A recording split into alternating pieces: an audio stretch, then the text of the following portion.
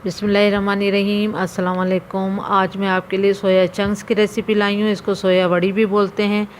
ये इसके पैकेटों में बाज़ार में आराम से अवेलेबल होती है। ये मैंने 150 ग्राम लिया है और कुक करने से आधा घंटा पहले इसको पानी में भिगो देते हैं।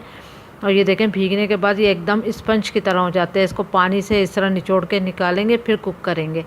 और वैसे ये बड़ी हार्ड होती हैं, लेकिन ये मैं आपको इसलिए सिखा रही हूँ कि ये हफ्ते में एक बार ज़रूर अपने यहाँ खानों में इस्तेमाल करें। ये ब्लड प्रेशर, शुगर और कोलेस्ट्रॉल के लिए बहुत फ़ायदेमंद है। आप इसको कीमे के तौर पे भी कुक कर सकते हैं। इसको कूट लें, इसको ग्राइंडर में ग्राइंड नहीं करना है, इसको कूट लें थोड़ा सा, या फिर इसको गोश्त की तरह इस्तेमाल करें। पालक गोश्त जैसे बनाते हैं तो पालक गोश्त की जगह ये डाल दें।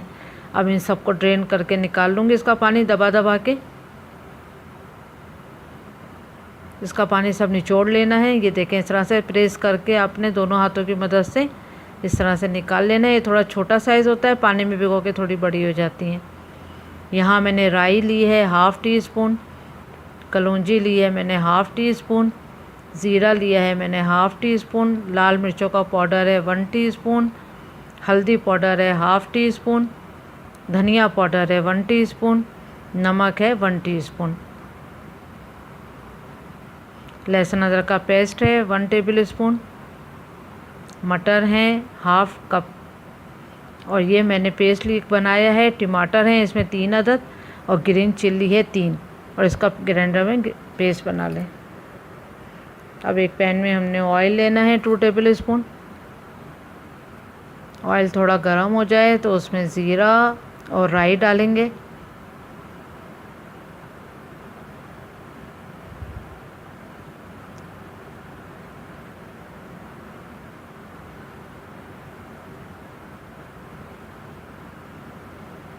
और थोड़ा सा इसको फ्राई होने दें। फिर लहसुन अदरक का पेस्ट डालें। फिर थोड़ा सा लहसुन अदरक के पेस्ट को भूनेंगे,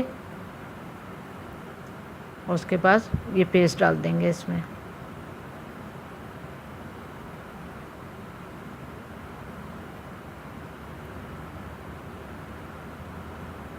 पेस्ट के साथ ही फिर कलौंजी और सारे मसाले उसमें डाल के और इसको मसाले को अच्छे से भूनने दें। अब ये जब मसाला अपना तेल छोड़ देगा, जब तक इसको फ्राई करेंगे। ये देखें, ये अच्छा भुन चुका है। ऑयल जो है वो छुट के आ गया ऊपर। अब इसमें मटर डालें।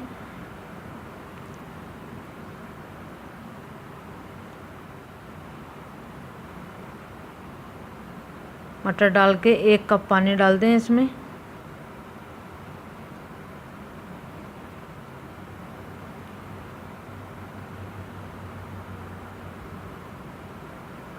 अब इसमें ये बड़ी भी डाल दें।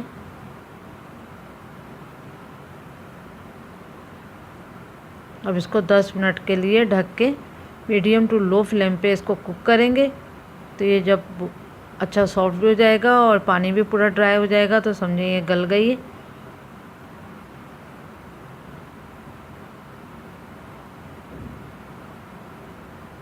इसको ज़रूर सुपरमार्केटों में ढूंढें और ज़रूर इसको हफ्ते में एक बार अपने खानों में इस्तेमाल करें।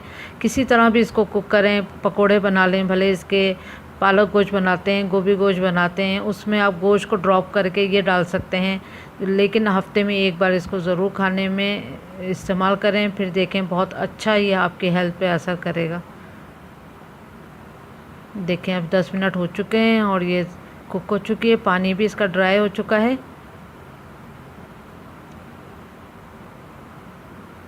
इसमें थोड़ा हरा धनिया डालेंगे।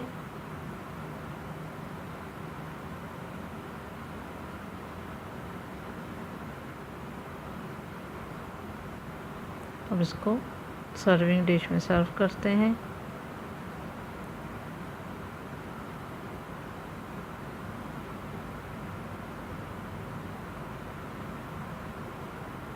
हेल्थ के हिसाब से ये बहुत अच्छी डिश है, ज़रूर ट्राई करें। Thank you for watching. Like करें, सब्सक्राइब करें और शेयर करें, और ज़रूर ट्राई करें।